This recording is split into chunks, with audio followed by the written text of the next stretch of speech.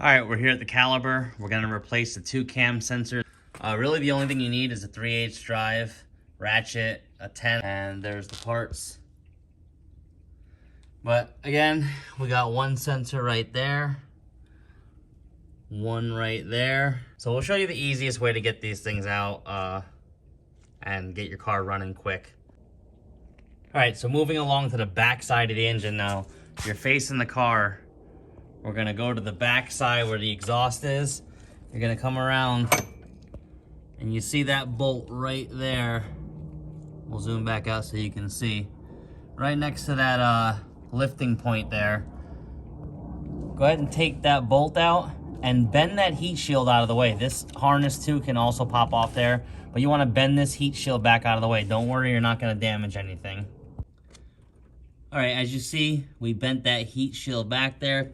Took off the 10mm nut that was on there, and we'll go back and show you now. You have complete access to that sensor, and there should be a little 10mm nut on that right down below there.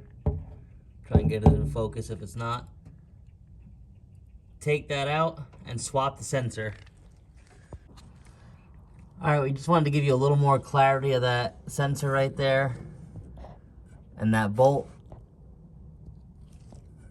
There's the sensor, and there's that heat shield that we bent down with the bracket and everything. So it's easily accessible.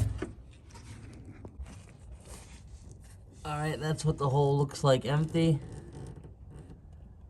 We had a little bit of a leak from the O-ring, so potentially this sensor was going bad. That's the old one with the metal on it. We're gonna pop that new one in. All right, we got the new sensor in there. Just bend that heat shield back. Plug everything back in and put that 10mm bolt on, and this side's done. All right, moving on to the front sensor. Murphy's Law says that if one fails, the other one's coming shortly behind it. So we want to gain access to this area over here, so working in this area and removing everything is better. The first thing you want to do is remove this battery cooling tray that they include on there. Most cars probably won't have it. This car's fortunate to have all the OEM parts. Then we're right here. So the next thing we probably want to do is disconnect this sensor here and disconnect the air box from the air intake hose.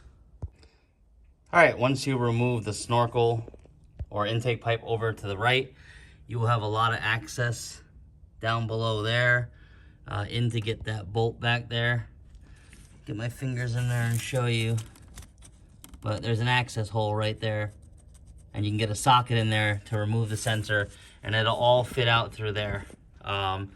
So remove the wiring harness first, then use a 10mm with an extension probably, and take it out the same way you took the other one out. All right, we got the second one out there. It comes straight out the top of that little area here between the fuel rail and the wiring harness. The sensor comes out pretty easy. Be careful not to drop the 10mm bolt. If you do, it'll land right there, and you'll just need to get a magnet or something to get it out. But fish the sensor back down the same way you took it out, right through here, and everything will go back in smooth. All right, we got the front sensor back in. We're just gonna hook back up the intake. All right, guys, that's pretty much it. You really just need a 10mm to get in there. We're gonna go in there and start the car and see what happens. All right, let's see what happens.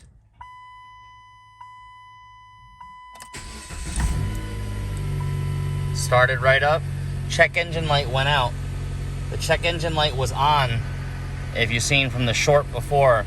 So that's a good sign, and it's running much smoother. So I think that may have repaired it. We'll update you guys in the short, but we hope this helps. Thanks for watching. Please subscribe.